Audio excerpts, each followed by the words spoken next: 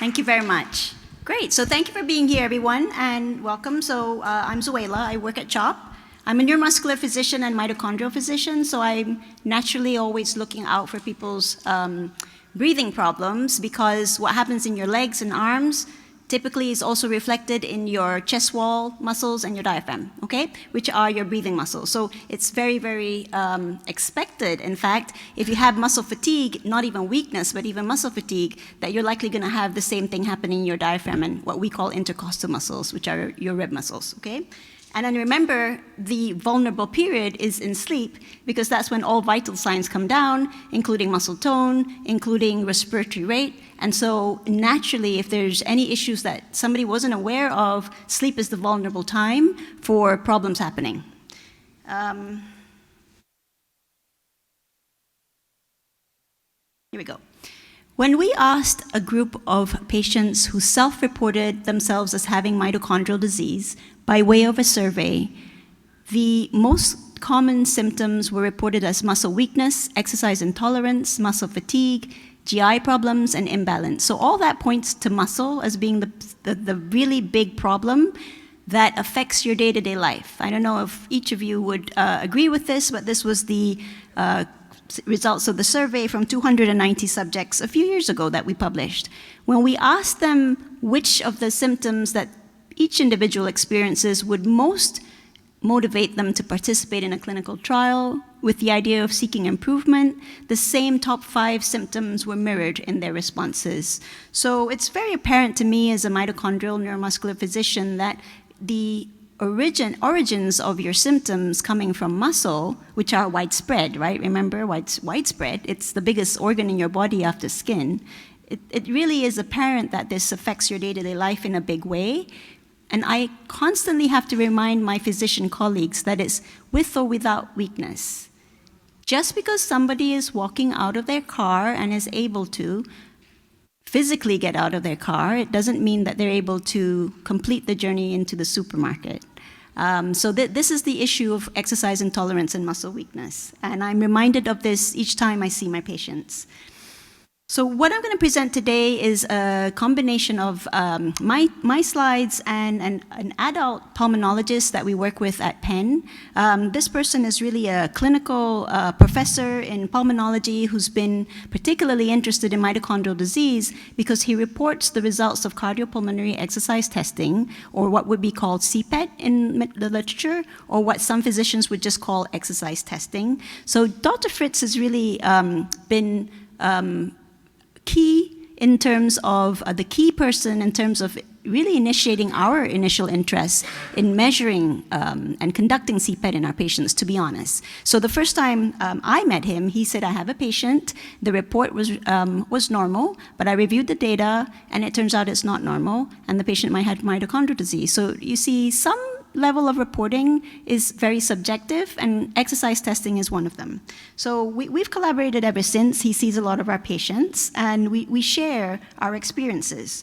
So the pulmonology of complications of mitochondrial disease do not involve the lung. So lung pathology is not really an issue for some reason in mitochondrial disease. So the problem there is that most pulmonologists will look at your lung tissue and forget perhaps that there's other factors such as the muscle involvement that I just explained, the intercostal muscles and the diaphragm. If they are not particularly neuromuscular slanted pulmonologists, often what happens is the patient is deemed as normal and waved aside when in fact the symptoms are there. So this is why it's helpful to seek out a pulmonologist with neuromuscular understanding, but also to be persistent if indeed the symptoms of dyspnea, what we call dyspnea in medical terms, or being out of breath is. Okay, so Dr. Fritz, when he sees our patients, clearly as a pulmonologist, he's going to assess the lung tissue. So he's going to look for asthma, which is the reactive airways disease, not the lung tissue, but he's also going to look for lung pathology, and he's going to look for other causes of the presentation of dyspnea in the patient. But the specific concern that he understands is exactly as I said, that you can't visualize it on any imaging, and you won't necessarily catch it on a pulse ox, because typically in mitochondrial disease, the pulse ox is normal. So this is seen over and over again, and I know you've experienced this, so some of you might have too. So when you I've had patients over the years who tell me I had a particular episode that was acute breathing issue, like an asthma attack, but it's not an asthma attack, so comes on very quickly, typically after perhaps a busy day or a stressful day running around, or just a generally tiring day. I urge them to go to the emergency room, because you never know that one time. It might be something else. And I always see the reports, and it's always a normal pulse ox, okay? So, because in mitochondrial disease, unless you have cardiac problems, you don't actually have hypoxia as you would with a person with cardiac problems. Okay, so that's the first key point. If there is hypoxia, then really other things really need to be sought out. So just listing out here the pulmonary symptoms that could happen, I would say from Dr. Fritz's perspective, the wheeze, the sputum production, that's more his thing. But from my angle, what I often hear is the feeling out of breath particularly after exertion, perhaps with cough. I often hear chest tightness and pain. I think, to be honest, pain is really a symptom of chest tightening. And then sometimes I definitely hear people say they have trouble lying flat. Lying flat, though, I have to say, is a big red flag for having heart assessment, okay? And then he's shown on the right, too, a similar story, but now originating from the heart. So the message here really is, first, you have to have a pulmonology and cardiology assessment. Before, nobody would come to a mitochondrial disease physician first. You'd always at least have one or the other. And if patients that come to my clinic haven't had both, I often will get at least both evaluated, just to be sure that there's no congenital heart disease, no heart problems, no ongoing new issues that have arisen ever since the prior eval. And by the way, when patients come to clinic and say, I had it was normal, but it was 5 years ago, that doesn't count, because things definitely change and evolve in mitochondrial disease. That's a very typical sentence that we hear. And it's very, very important to understand that things do evolve, and the need to be reassessed is always there. So a reassessment is essential, particularly if your clinical picture progresses. Okay, so from my angle, this is what I see a lot of. This is what I study in research. So exercise intolerance. So as stated earlier, it's one of the top 5 symptoms. If you want to know why you have it, if you do have it, it's really related to your mitochondrial function. So if you have a genetic confirmation of a primary mitochondrial disorder, primary being genetic, if you have evidence of a gene that is known to impair OXPHOS, so OXPHOS is oxidative phosphorylation, that's the precise biochemical process that happens in the mitochondria in order to produce energy. So if you have a defect in OXPHOS, what's going to happen? So if you think about the mitochondria, you're consuming oxygen that you're breathing in, and oxygen then diffuses into your blood, and then it goes from your heart, it gets pumped out to, say, your leg muscle, okay? So at that leg muscle point, it doesn't just diffuse there and goes to the muscle and stays in the cell. The oxygen is very quickly diffusing from the blood, which is high concentration, to areas of low concentration, which is the muscle tissue itself. So your blood flow is going there predominantly to provide the tissue with oxygen, which is the main food, the substrate for your mitochondria. So once the blood goes, it doesn't just hang around, it gets sucked really quickly. That oxygen is sucked up, and then it goes down the processes of oxidative phosphorylation from complexes 1 to 5 in order to produce energy, okay? We don't think about this natural biologic process, but it happens all the time on a continuous basis. So the issue with having a mitochondrial disorder that impairs your OXPHOS function is that the oxygen consumption is in fact ineffective. So where somebody will go and suck it up, somebody with mitochondrial disease, you wouldn't suck it up that hard because there's a block in your complex 1 or a block in your complex 4. So ultimately then your ATP production is not as efficient, and hand in hand, the substrate, the food, is not consumed in an efficient manner, okay? So what happens then? Well, what happens then is your muscle's lacking the food that it needs, and then it starts complaining because you're using it. And you're not using it because you're running a marathon, you're using it to stand up. And if you stand up, the muscles are contracting. You're sitting up now, your muscles are contracting. You're holding your neck up, your muscles are contracting. You're not thinking about that, but all of that requires energy. And if there's lack of food being delivered to the muscles to do its basic job, it's going to be starving, and that starvation and lactic acidosis rise essentially is presented by way of muscle cramps and muscle pain. Okay? So that is the underlying basis of exercise intolerance. In fact, what then happens is you're just talking about biochemistry, just trying to explain this very well to you so that you understand why the symptoms arise if you have it. Biochemically, if you think about it, if your OXPHOS function is in fact impaired, your cells revert very quickly to another way of getting energy, and that typical thing is glycolysis. Okay, so you're then trying to use up the glucose that you have, except free glucose lasts in your blood a matter of seconds or minutes, depending on what you're doing. Okay, so it's really a problem system if, in fact, the OXPHOS is impaired and you're trying to chronically do things. So the inability to complete intended activity is the way I define exercise intolerance as. So what does this mean? So you're not going to walk around saying you have exercise intolerance, right? You might say, I'm restricted by being winded, I have cramps, as I mentioned, I have dyspnea on exertion, I can't do the things I want to do, I can't get my dishes washed and things, I can't do the laundry. Very, very important things that are everyday things that other people don't even consider. Okay, so the degree of exercise intolerance, I would have thought, makes sense that it would be reflective of the severity of your OXPHOS impairment. To be honest with you, we haven't really shown this in a human cohort, but the assumption is, sure, if you have a mild impairment, say if your OXPHOS capacity in a control volunteer is 100, and if this person with mito disease had it at 70%, the person with the impairment at 20% is clearly going to be more impaired and clearly going to have even more significant exercise intolerance, so that they might be able to only walk 5 to 10 minutes uphill compared to the next person who can do a 30-minute walk, okay? So the impairment of OXPHOS has been shown by Tanya Vassallo, who's an exercise physiologist, in an old study, in fact, but really cited over and over again because it was so useful to help us understand the basis of exercise intolerance, okay? Because, of course, the ultimate goal is for us to try and reverse this so that we can absolutely try and enhance somebody's exercise intolerance. But we're trying with all the clinical trials, but this will be the ultimate goal in understanding the biochemical basis, okay?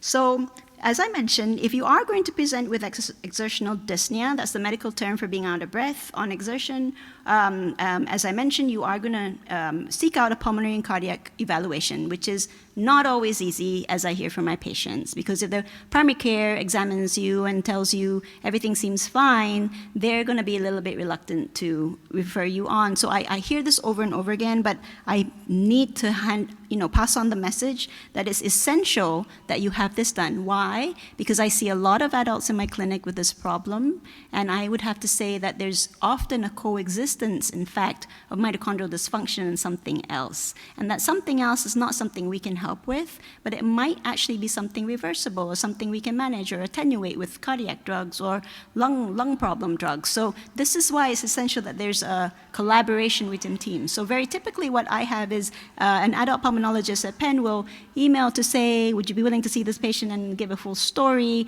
that they're very good, and then we'll say of course, and then we'll have the evaluation done, and then there has to be this partnership of me saying, I didn't find a genetic cause, but there's a clear problem that can't be waved aside, and in fact then the escalation of investigations beyond basic things like chest x-ray and CT scan that needs to happen, okay?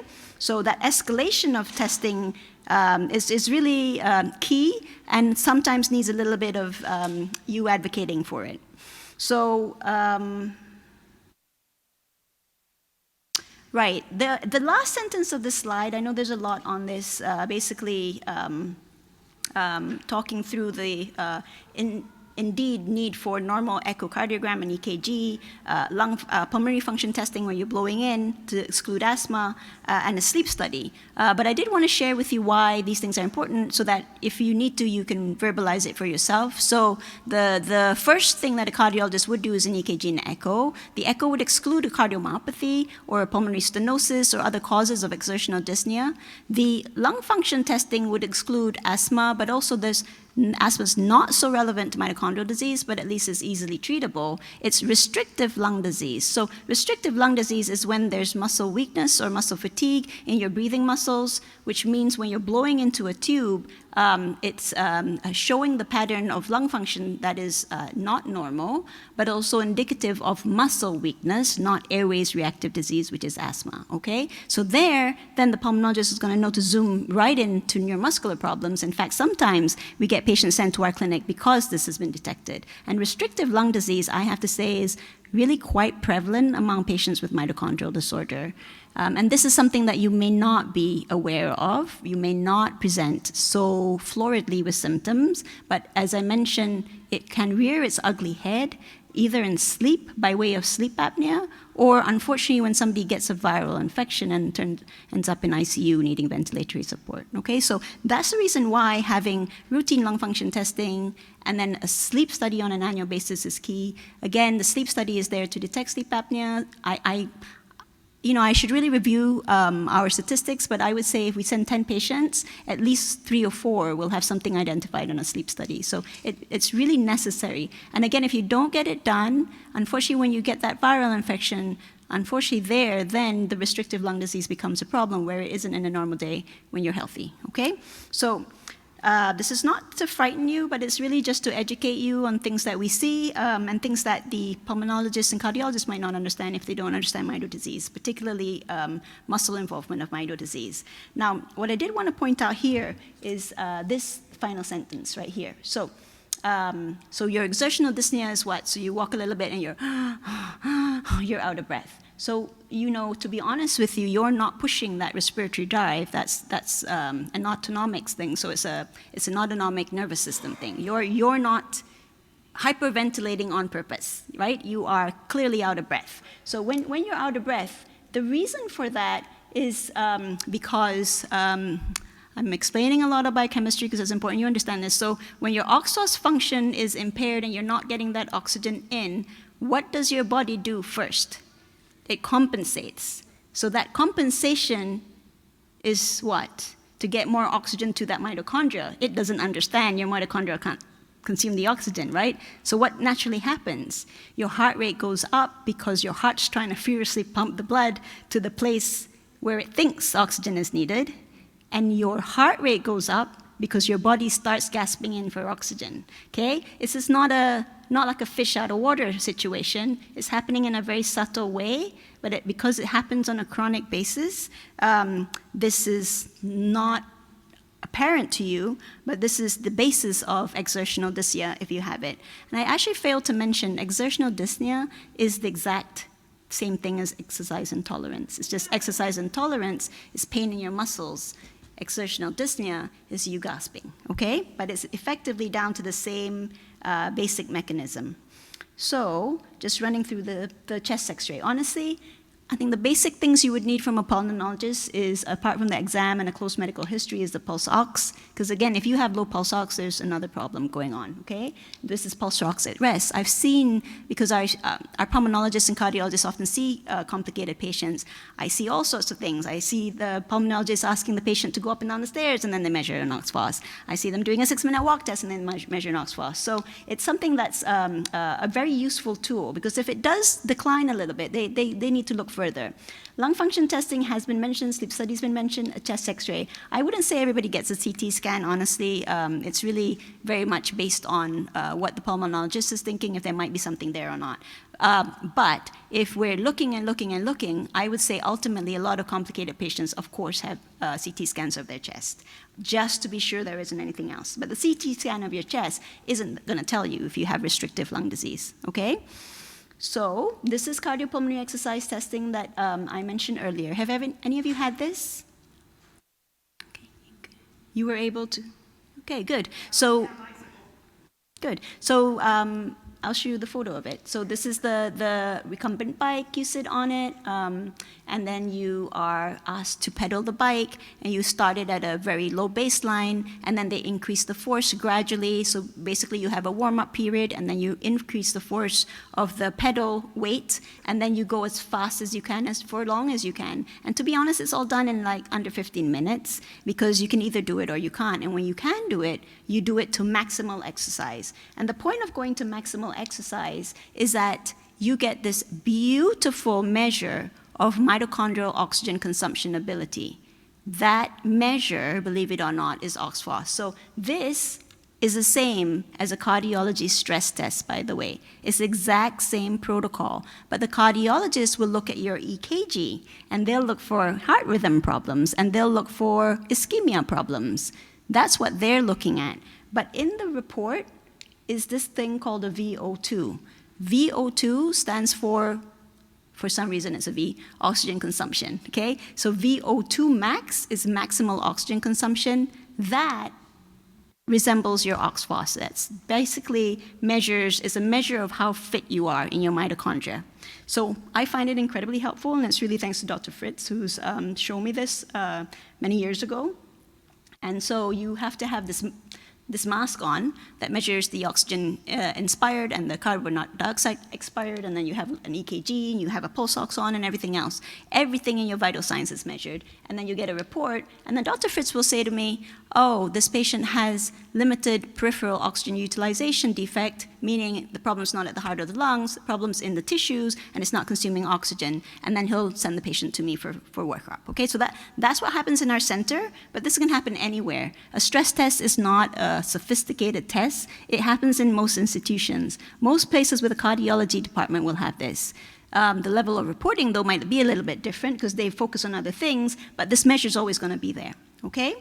So how does this help us? So this is our results that I still need to publish. So this is patients with genetically confirmed disease. These are patients who are healthy, and then we use a disease control group of people with non-mitochondrial cardiomyopathy. So what you see here is that the genetically confirmed mitodisease patients have a VO2 of about 18 to 20, and in comparison, controls are 40. So it's half, right? They're consuming half the amount of oxygen per minute compared to a healthy control. So that gives you an idea of how inefficient your mitochondrial function is.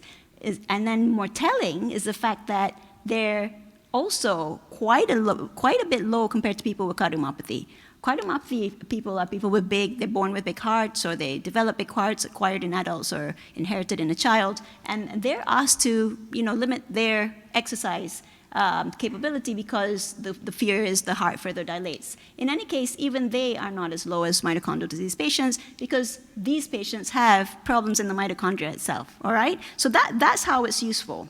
So I did want to point out this one fact, that people with deconditioning who may not have genetic confirmation of disease but have other reasons for making them fatigued also have a low VO2, but it's still not as low as our genetic confirmation patients. So it's really a useful tool. And then I perform it over time so that I can see what patients are like over time, which is also very helpful to see if there's any decline or not. So there are definite some barriers. If a child is too little, they can't reach the pedals, that's not going to happen. If it's technically challenging because they're not able to understand, the person's not able to understand instruction, or has some dystonia or imbalance, they fall off the chair, that is a problem. And then the very important thing to say is this cardiopulmonary exercise testing does not replace the need for genetic testing, okay? Mitochondrial disease at the end of the day is confirmed by genetic testing, without a doubt. But this provides another piece of the puzzle in order to assess what your mitochondrial function is, and I like it because it's a non-invasive way compared to a muscle biopsy. So, just to review again what I've said, we need to ensure that you have a pulse ox read, pulse ox read and a sleep study. We need to ensure that you have cardiac testing involving an EKG and echo, but what I'm going to show you here is something slightly different. And this is really based on a lot of patients I've seen where there truly is a problem, but it wasn't found on the first round because of the basic tests that were done. And then maybe I'll say to the physician who referred the patient, oh, no, this isn't primary mitral disease, there's something else. So remarkably, you can do a combined exercise during a heart catheterization. So you're awake and you do this exercise, it stresses your heart, and you're actually looking for the same things while the person's in the heart looking at your heart chambers directly. It's pretty cool. And this, I have to say, has been incredible for highlighting problems that were not identified before. But of course, it's helpful for the cardiologist to know there isn't a primary mitral disease problem, so please go forward and do this, which is kind of an invasive thing, of course. Okay, always need to be sure that you're not anemic, and anemia will, of course, cause you to fatigue quicker and have exercise intolerance. The other issue is if you're not eating enough. We have a paper now coming out from a study of our cohort showing that, in fact, people are eating way beneath what they should be eating, because we know what you should be eating based on your age and your sex, and there's a calculation for estimation of what you should be eating. Say it's 1,500 calories, patients are only taking 700 to 800 calories. That is clearly going to exacerbate any exertional dyspnea or fatigue. Okay, so a look at your nutritional input is important. This I see all the time, particularly this time of year. Patients will message to say, but I can normally walk for half an hour. I don't understand why I can't walk for half an hour this month. So you have to consider that environmental temperature. The summer, walking down the boardwalk at the beach is a typical example, is not the same when it's hot versus when it's a cool day. This adds to the mitochondrial stress. So of course it's going to be harder. Your legs are going to feel heavier on that day. So that's the take-home message. Now, the really, really important thing I need to say earlier, again, to repeat, these testings do not confirm a mitral disease. You have genetic testing for that. This provides more evidence for sticking at what we're doing in order to try and get to an answer, because of course, if you have the symptoms, they're there. There's clearly going to be etiology, and it needs to be sought. But I am going to say that over the years, after seeing many, many of these types of presentations and review of the results, it's really become apparent to me that your VO2 max could be low if you have secondary mitral dysfunction, not a genetic cause, secondary to a drug, or secondary to another non-mitochondrial disorder, or secondary to another environmental exposure, okay? So there's many causes of secondary mitral dysfunction, and because they too cause mitochondrial impairment, the testing, everything that I listed, and the symptoms might in fact look very similar. Okay, just the last couple of slides to say, just very quickly, I hope some of you came to my talk yesterday. We do a physical therapy assessment. We're very keen to do this, not because it's there for treatment like you might have from your external physical therapist, but it's there in order to measure your function and your ability. We definitely do promote exercise, but we need to ensure it's safe. We are not there yet. We're really not there yet as a community to be able to say that it needs to be a certain way. It actually needs to be personalized, what you're able to do, whether it's, a biceps curl, whether it's a 5-minute walk on the treadmill, or where maybe you can tolerate more. A lot of this can be assessed and considered if you do it within a PT center or within a rehab center. But definitely mobility, just walking. No one needs to consider exercise as only 30 minutes at the gym. No, just mobility and walking, doing your laundry, all of that constitutes exercise, okay?